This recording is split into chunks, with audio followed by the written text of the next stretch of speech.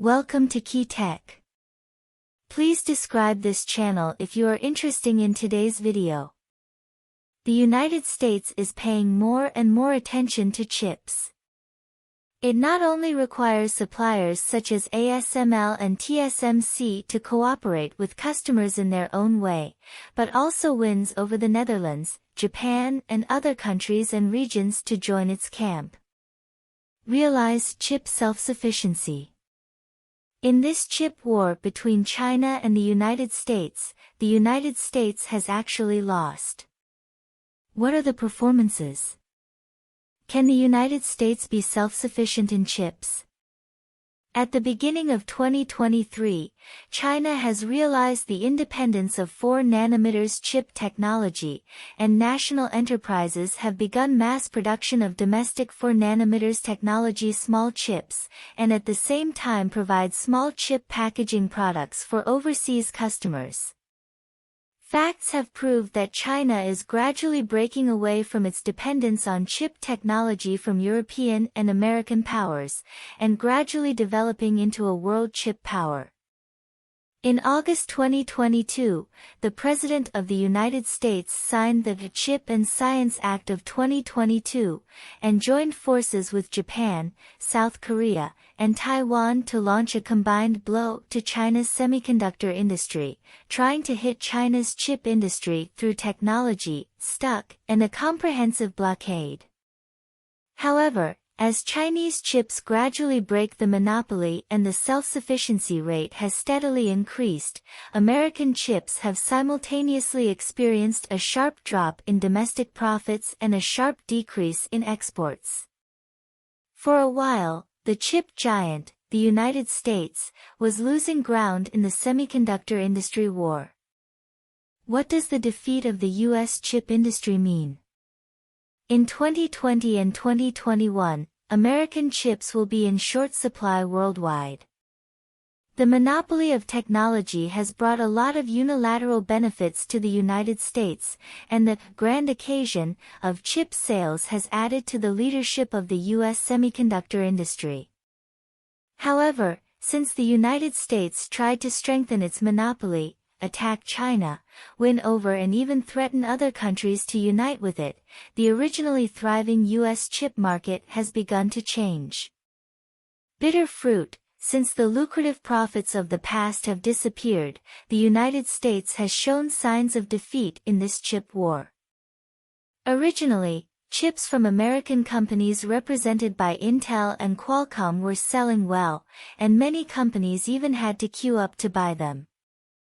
Due to the completely monopolized power architecture, OEM production services, highly influential ARM and advanced design logic, American giants occupy the main sales share of the national chip market. But now, American chips are selling and no one is buying them. This is actually the result of a series of operations by the government. A series of restrictions on the chip industry in the United States and abroad have greatly affected the normal development of the semiconductor industry, and American companies were unable to achieve a large number of order transactions, and the market was panicked for a while. Last year, the profits of a large number of U.S. companies plummeted, and they had to lay off a large number of employees. A large number of chip industry talents faced unemployment overnight. Experts analyze that the change will be difficult to recover in the short term. The drastic changes within the United States have dealt a heavy blow to the chip industry's advantages in sales, talent, and industrial chain. Can the government realize that its layout mistakes and internal conflicts have caused the semiconductor industry to suffer heavy blows? Although the United States started early in science and technology, developed rapidly, and mastered a large number of core technologies, it is also an undisputed leader in the field of chips, forming a global layout of the chip industry. However, since the formation of the world pattern of one superpower and many powers, other powerful countries represented by China have attached great importance to the development of science and technology, and their strength has gradually grown. The United States' attempt to monopolize the operation will not only fail, but also lead to changes in industrial globalization. All countries have increased the autonomy of the semiconductor industry on the premise of breaking away from American technology, so as to get rid of the dependence of other countries. In this context, the Quadrate Alliance that the United States is trying to unite is undoubtedly not a correct choice. The long-term trade partnerships between the United States and Japan and China's Taiwan are still stable, but there are conflicts of interest between the United States and South Korea, and the industrial chains between South Korea and Japan cannot form a win-win point of interest. The semi-threatening attitude of the United States towards South Korea, the Netherlands, and other countries has strengthened the pace of countries to achieve chip autonomy. The United States should realize that the unreasonable rules it has imposed cannot be recognized by all countries. Behind the forced consent, there must be evasion and resistance. The semiconductor industry is closely related to many industries such as the Internet and automobiles, and it affects the whole body. It still has broad development prospects in the future. In the chip industry, mature chips such as Wi-Fi chips are particularly popular. At present, China also holds a number of related projects, and there is a game opportunity with the United States. With the rapid increase in the production capacity of many countries, it is still unknown how the global structure of the chip industry will change. The semiconductor industry relies heavily on continuous cooperation among various entities and promotes technological iteration and upgrading. Among them, the chip industry chain is lengthy, and its development depends on global coordination and cooperation.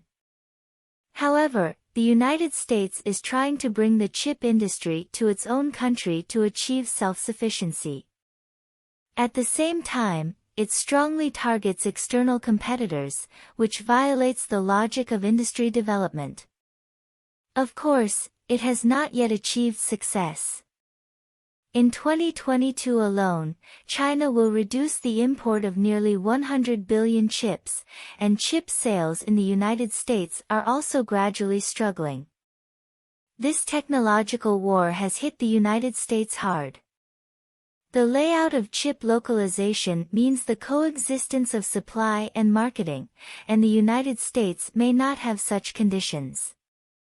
Achieving self-sufficiency in chips within a country is an extremely risky and extremely difficult idea to succeed in today's world.